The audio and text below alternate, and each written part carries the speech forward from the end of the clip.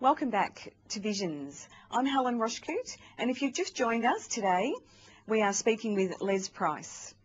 Welcome back, Les. Thank you, Helen. You often mention in your programs and seminars that it's time for a transformational shift in both business and personal consciousness. Tell us about this transformational shift in consciousness. Certainly. You know, I believe for quite many years now that there's been a huge shift on the planet in terms of our Earth, not in terms of the way we're doing things, but the way we're being. And I believe there's a transformational shift because, you know, we're at an amazing time in history. You know, we've got more prosperity and abundance than we could ever imagine. Technology is, you know, just making our lives so much easier, but it's bringing in new levels of complexity. And, you know, we've got an aging population as well. So we've got all these different dynamics with the Earth happening at this point in time. And at the same time, we've got all this prosperity and wealth and, you know, the opportunities for joy and happiness. We've also got people that are suffering from depression, and that's growing. We've got suicides taking place. I see people in businesses that are so stressed out, just trying to break even and make cash flow. And, you know, it's all creating tension. So we've got all these opportunities and potential, and we've also got this chaos happening.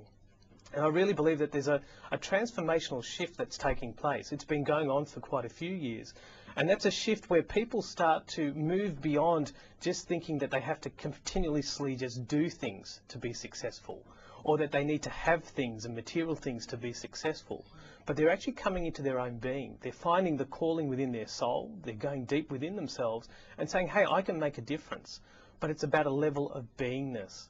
You know, and a question I often ask my clients when I'm working with them is, you know, yes, you want to achieve all of this in your life. You want to be an author, you want to be a writer, you want to go and travel, you know, you want to run a successful multi-million-dollar business.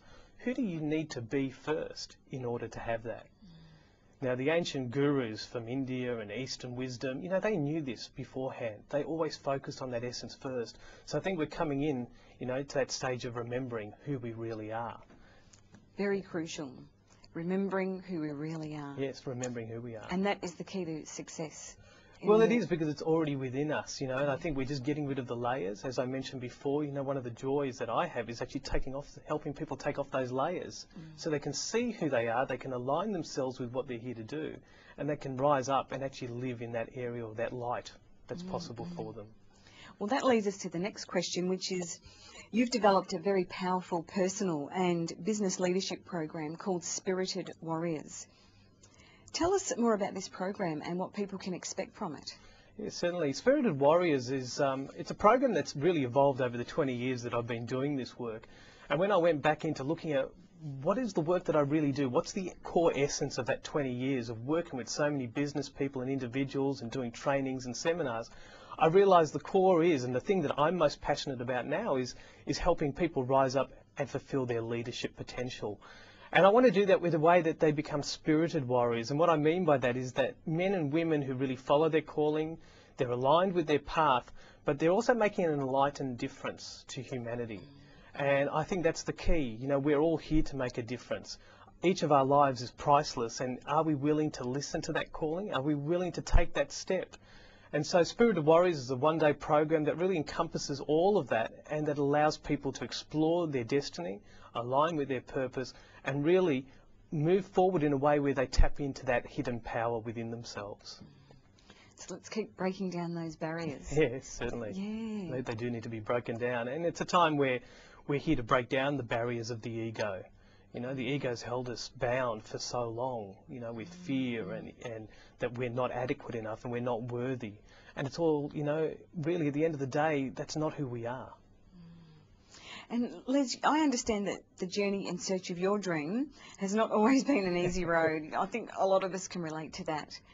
What has been the most challenging experience for you, and what did you learn? Look, yeah, the most challenging experience for me was probably about, in 1997, I was working in a business with a business partner, and we were running a very successful practice, doing a lot of personal growth work and training and development. And we'd started to bring out a speaker from Brisbane and promote that person in Melbourne. And so we invested 6 months investing our time, our energy, our money into all of that. And at the end of that 6 months, it didn't quite work out. You know, the dream that we had for that just didn't get fulfilled. And that was for a number of reasons. But the most challenging aspect of that time was that we basically lost everything. You know, we'd invested 6 months, we'd lost all our clients, the money that we had to invest, we lost all of that, and we really went back to the stage where it was almost like, you know, the land had been cleared. You know, everything was taken away.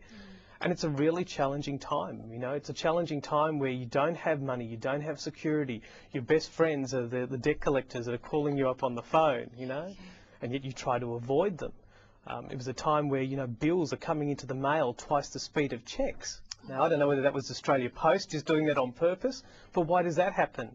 You know, it was a time also of like just having to eat home brand tuna and 3-day-old bread and get by. And it was a very, you know, it was a very self-defeating time. But the biggest gift that really came out of that was learning that we don't need those things, you know, to have real security. The real security and the real wealth is within us. And when you know that, when you've lost everything and there's no attachment and you know you can rebuild and take it to a new place, it's the biggest gift because you never fear that place again.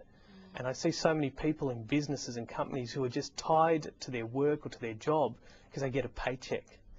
And they're not fulfilling what they're really here to do, that passion. And so I think that was the biggest gift for me, you know, in Surprise, was that I was able to move forward and actually do what I love doing and not have the fear anymore. To lose that fear is absolutely huge. A wonderful, wonderful gift to have that sense of self. Yeah, it certainly is, because, you know, security is an illusion. You know, we drive along the roads every day and the only thing that separates us from another car is a white line. You know, our lives, they're not secure, but we just need to enjoy where we are at that point in time and fulfill what we're here to do. Martin Luther King, you know, one of my mentors, he just said, Martin Luther King Jr. said, you know, all you need to be able to do is to take the first step in faith. You don't need to see the whole staircase. Just take the first step in faith. And I think that's powerful advice for anybody.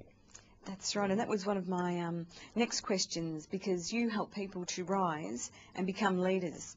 It's a common theme of your life and work. And you said Martin Luther King is one of your role models. Who else? Yeah, I mean, Martin Luther King is just an amazing man for me, you know, Martin Luther King Jr., because he was a man with vision, you know. He was a Baptist minister, and, you know, who was to think that that one speech, which he wrote that night before he went out, late at night, could make such a difference, you know, talking about that, having a dream that one day little black boys and white girls would walk hand in hand, you know, and here we are at a stage in history where we've got Barack Obama, you know, who's potentially going to be the first black American president. I think it's just an amazing vision. So he was the one who really inspires me whenever I hear the words. The other one would be Mahatma Gandhi, and Gandhi was an interesting one because he was a man that followed his principles and his integrity, and he lived by that. And I think that's important for leaders, is to find within themselves their own meaning and calling and live their lives from that place with that integrity and that passion. And the other one I'd have to say would be my grandfather. I mean, I never knew him. I know his presence is always around because I sense it and feel it.